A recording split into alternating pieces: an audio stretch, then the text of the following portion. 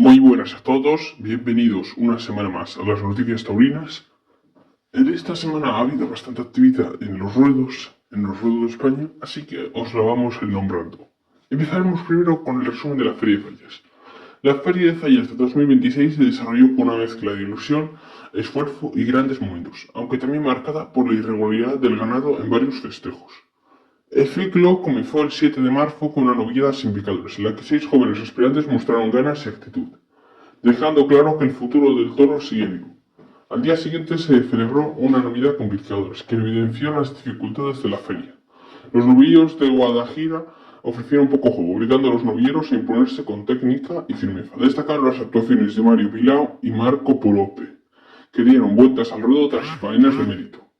El 13 de marzo llegó a la primera corrida de toros con un cartel interesante, pero fue el 14 de cuando la feria vivió uno de sus momentos más intensos. Samuel Navalón se erigió como gran protagonista tras una actuación arrolladora, especialmente ante el sexto toro, al que cortó una oreja tras una faena vibrante que puso en la plaza de pie. También dejó huella en su primero, confirmando su proyección como figura emergente.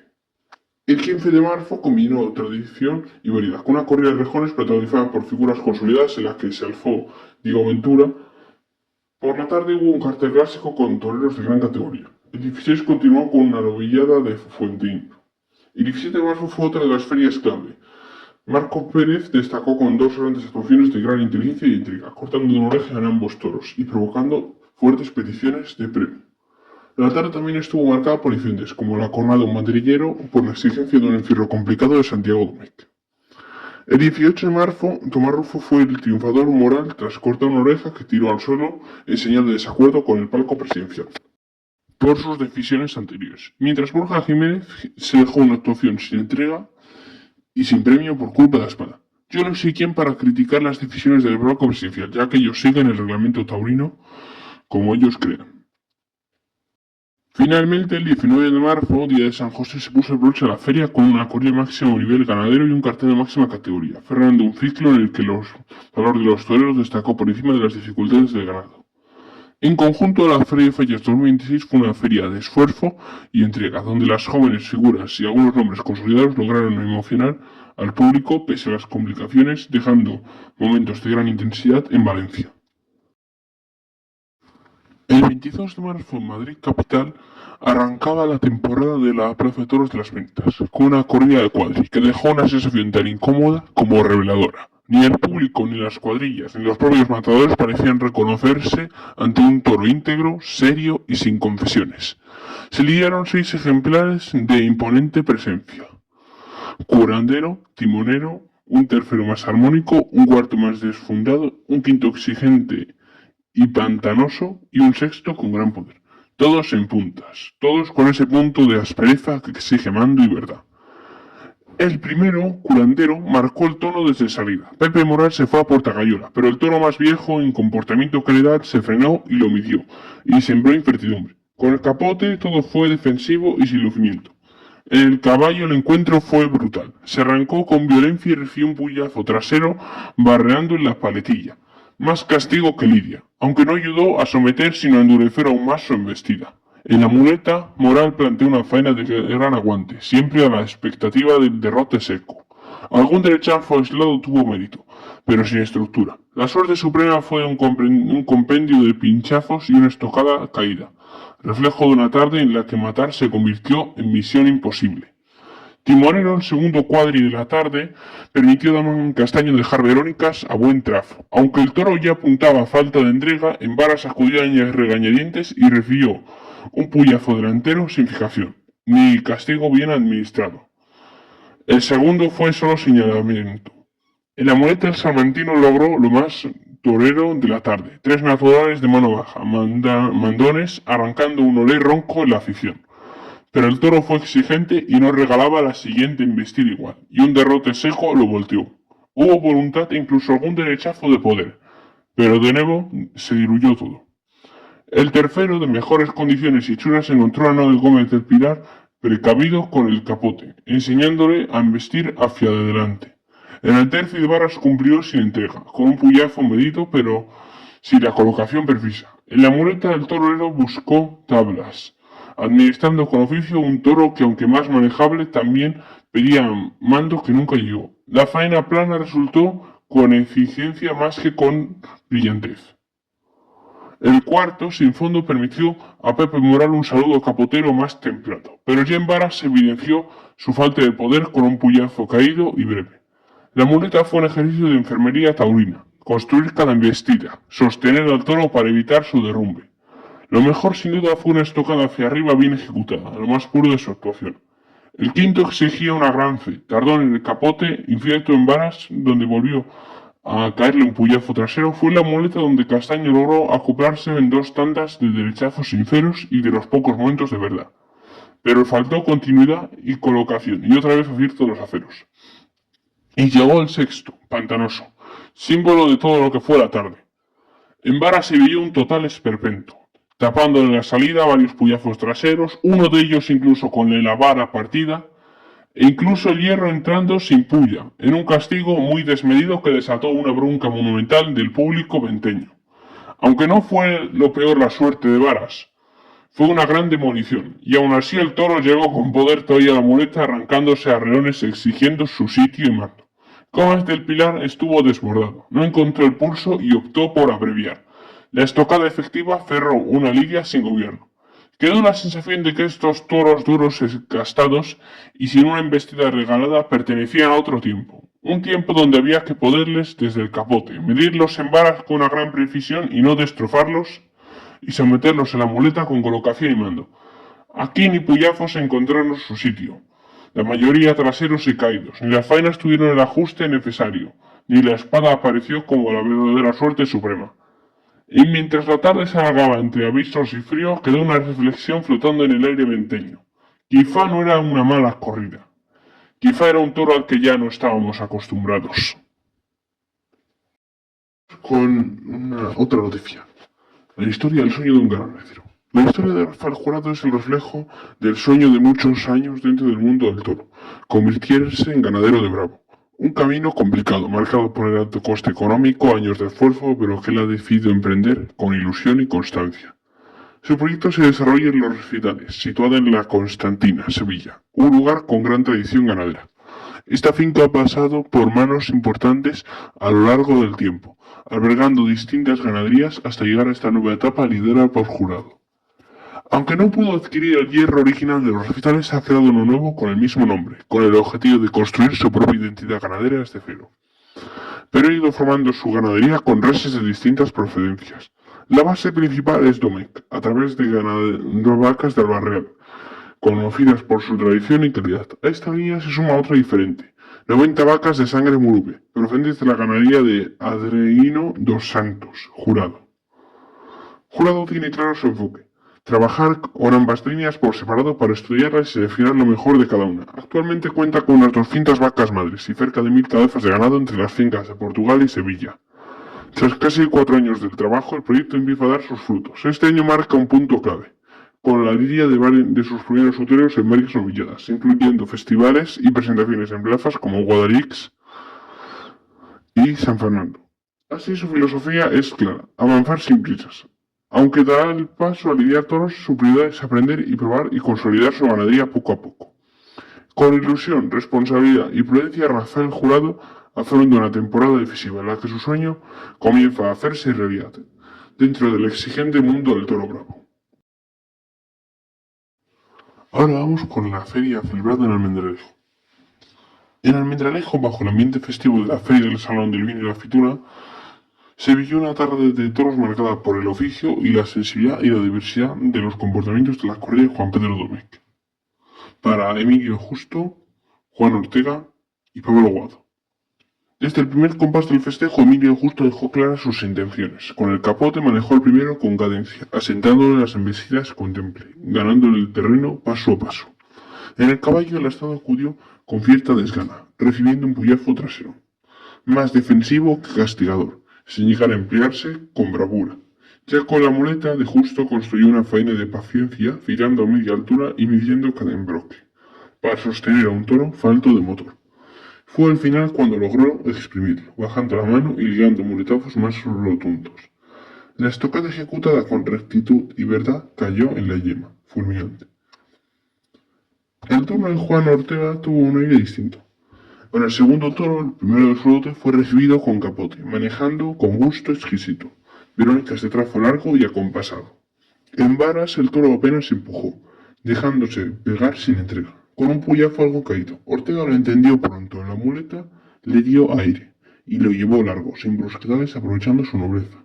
Cada muletazo fue una caricia, hasta perfilarse para una estocada en lo alto, entrando con suavidad y precisión.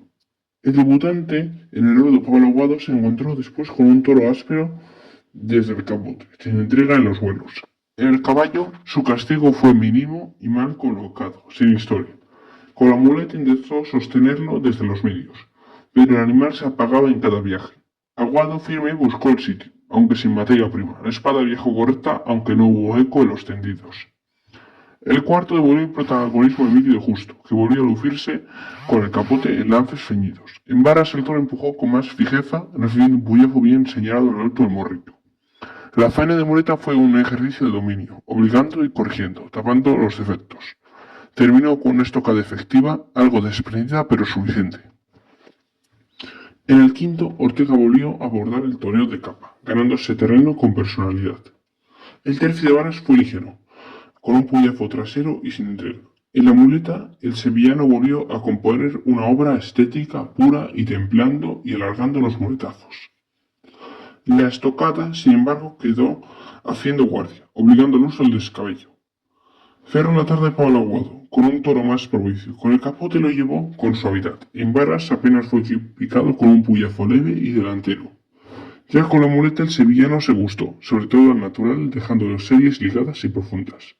Se perfiló con decisión y dejó una estocada entera que rubricó una actuación de gran expresión artística. Los tres salieron a hombros. La segunda de abono en el Almendralejo de la Feria del Salón del Vino y la Aceituna 2016 ofreció un espectáculo de rejoneo de gran ritmo, con los novillos de Couto de Forrillos, permitiendo el lucimiento en los distintos tercios del rejoneo. Se encargó de abrir pracia Sergio Galán, que desde el rejón de Castigo marcó territorio con una salida decidida, galopando de costado y dejando un hierro bien colocado en lo alto del morrillo, midiendo el castigo sin restar movilidad al novillo. En banderillas elevó el tono, reuniones ajustadas, quiebros en la cara y un espectacular par a dos manos que levantó al público. Cerró con un rejón de muerte ejecutado con precisión milimétrica, entrando recto y dejando el acero en sitio letal. El turno de Joao Moura Caetano tuvo como base la suavidad. El rejón de castigo cayó un poco trasero, pero suficiente para enfilar la embestida del novillo. A partir de ahí la lidia creció en banderillas, especialmente a lomos de Gallo II, con colocaciones al estribo, clavando arriba y saliendo con limpieza. El rejón final cayó algo desprendido y no impidió el reconocimiento del tendido. Con el tercero, Leonardo Hernández se encontró con un oponente más exigente. El rejón de castigo fue prudente, evitando un castigo excesivo ante la colocación del animal. En banderillas tiró de técnica, clavando al quiebro y jugando con las distancias para someter las embestidas inciertas del animal. El rejón de muerte no resultó certero, quedando trasero, lo que diluyó el conjunto. El cuarto encontró a Joao Ribeiro Telles, con un intérprete muy inspirado. Clavó el rejón de castigo en lo alto, templando la arrancada del novillo desde muy lejos. En Madrid se destacó por cargar la suerte con pureza, reuniéndose en corto y clavando el pitón contrario, con gran exposición. El rejón de muerte entero y en buen sitio provocó la muerte rápida y el clamor del público. El quinto, de gran calidad, permitió a Joao Salgueiro da Costa lucirse desde el inicio. El rejón de castigo fue medido y bien colocado. En banderillas el portugués dio ventajas virando de frente y clavando con verdad. La limpieza en la ejecución. Sin embargo, el rejón de muerte quedó muy defectuoso, trasero y caído. Necesitó varios intentos de descabello que enfriaron la faena. Pero la tarde de brigas ante un novillo que fue viniéndose a menos.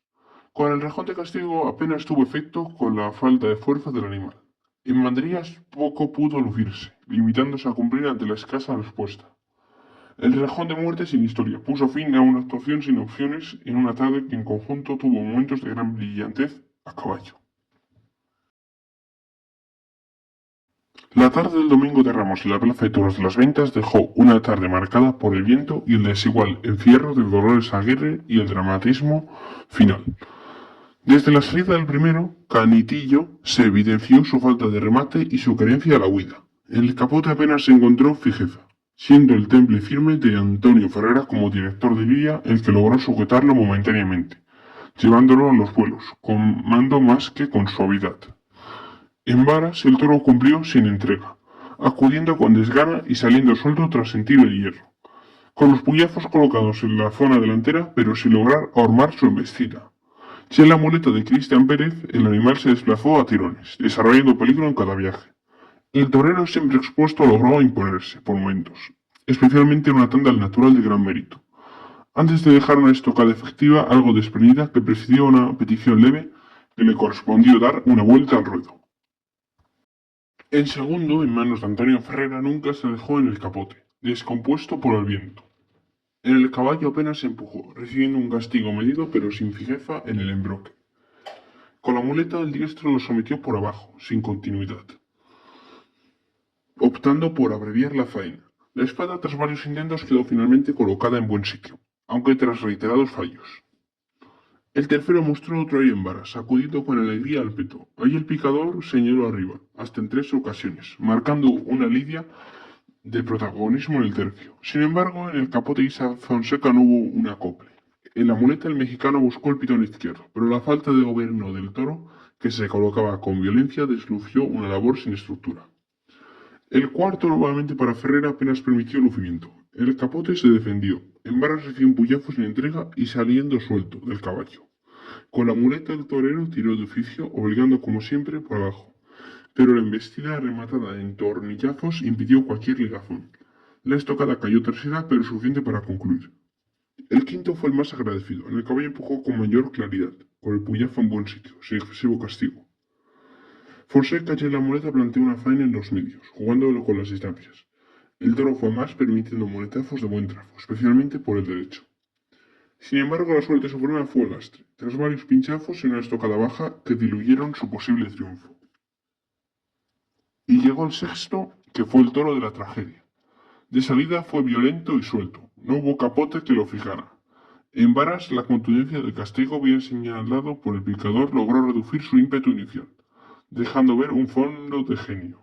Y en la muleta Cristian Pérez lo tomó con firmeza por abajo, intentando someterle una embestida áspera y exigente. El torero aguantó con valor seco las tarrascadas hasta que en un derrote brutal fue prendido.